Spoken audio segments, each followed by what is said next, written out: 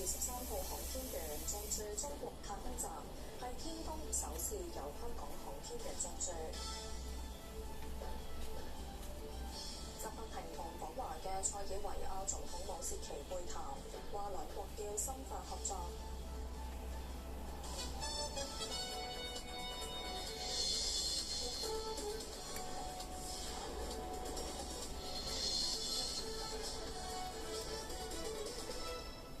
歡迎收睇晚間直播室，我係梁思涵。青葵公路往屯門方向，下晝有九巴同兩架工程車相撞，超過20人受傷。九巴話已經派員慰問傷者，會配合警方調查。而39歲巴士司機涉嫌危險駕駛被捕。黃俊興報導。